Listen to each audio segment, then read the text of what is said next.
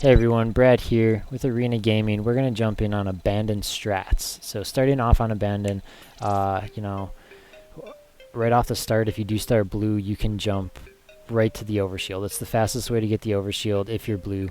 And then you always want to remember that there is a sniper top gold, and maintaining gold control and ring control is key in this map.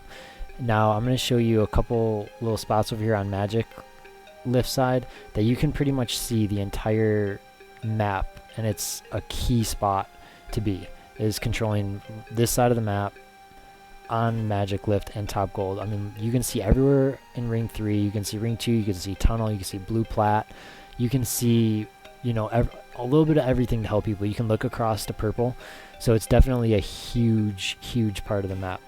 And if you aren't blue, and you're red off the start, you'll see in a minute how they push with that.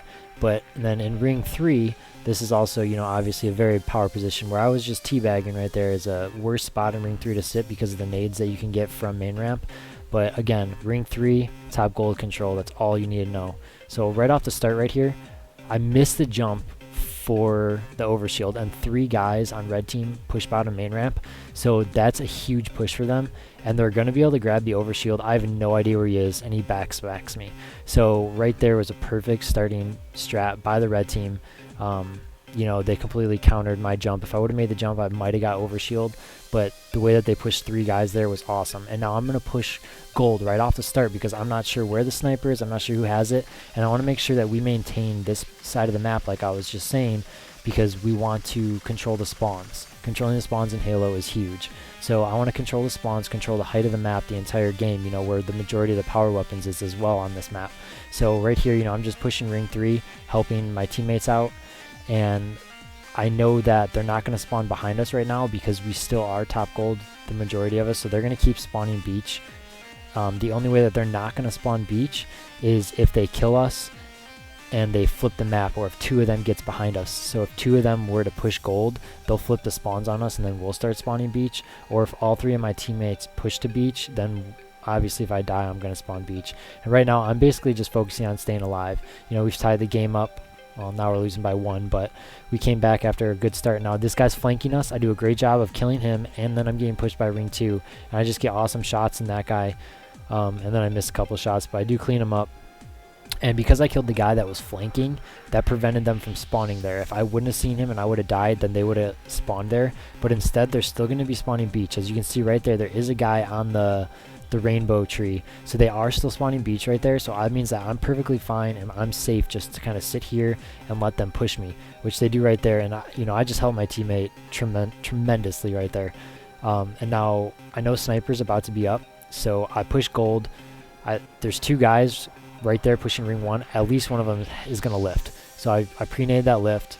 I get him hurt, my teammate cleans him up, it's perfect. Now sniper is coming up, so again I'm trying to get the spawn here. Unfortunately a guy does run completely past everybody, and I'm lucky that I stayed alive right there because I challenged the sniper. He could have just shot me and beat me down. And now when I was saying before that this is a key spot, you'll see me every time I grab the sniper, I'll go here, because just look at the angles from this point to help anywhere your teammates are in ring, holding that ring control. As long as they're doing their job that they're supposed to be doing and maintaining that power weapon map control area, then you shouldn't get pushed by anybody unexpectedly. So you can kind of sit here, listen to their call outs, watch their back, and get somebody one shot for them or get that quick headshot on them. So it's definitely my favorite place, and I would definitely recommend trying it out if you don't play this side of the map. If you're used to beach, switch it up.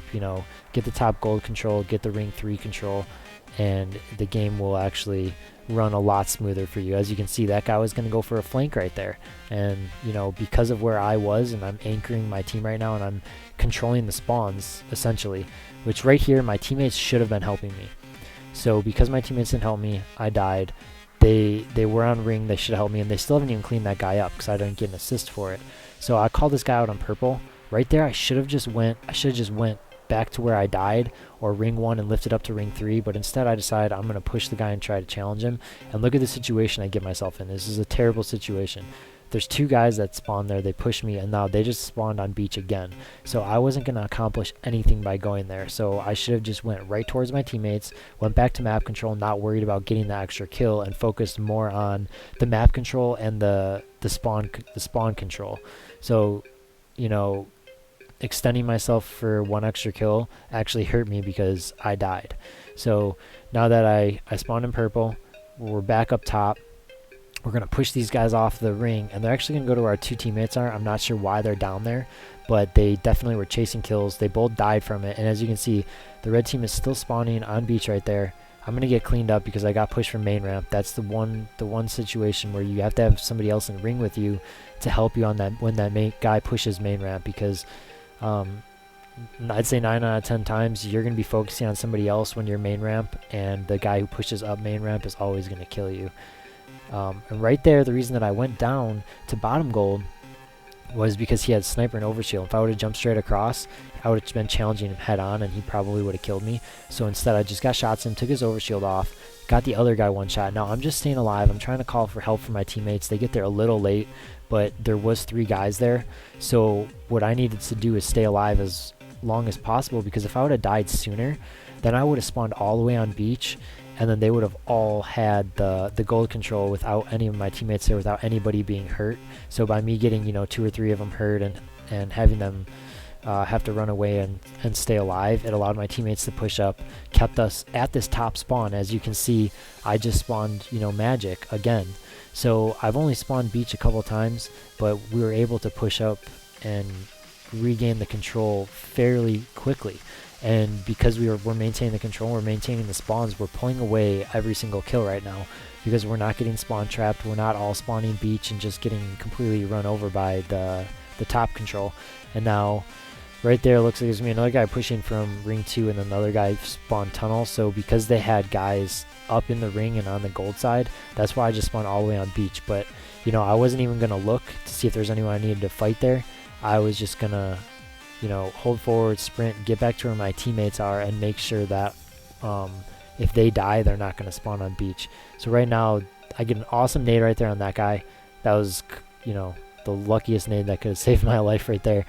But right here, my teammate was fighting a guy, and I was trying to get there to help him, and I couldn't get there in time, but my other teammate does clean him up perfect. So, you know, now we're up by 10 kills to go. They need 20 to win. We pretty much have this game in the bag. The only way that we would end up losing this is if we started not helping each other at all, nobody went ring, and we were fighting on beach for whatever reason. But as long as we stay ring and just, you know, play it nice and safe and slow, for the last couple of kills in this, it's an easy game for us. And right here, I'm just listening to my teammate. You know, I got to get the guy off gold. If I didn't listen to that call out and that guy stayed alive at gold, then he has the potential of the rest of his team spawning there when they die, because it's set so far back from ring. So, you know, that was the most important call out right there for me to listen to, and to make sure that I got that kill. And if I didn't get that kill, to make sure that I was at gold so that they didn't spawn there. So that's kind of what that play was. And now again, staying top gold, you know, that's, as you can see, that's how I'm playing this whole game, top gold and ring. And look how it's working out for us, you know, perfectly fine. So if the rest of your team can get on the same page as you, and you go over, you know, strategies like that to stay top gold, stay ring 3 and everything, yeah, obviously the score will be even bigger of a gap.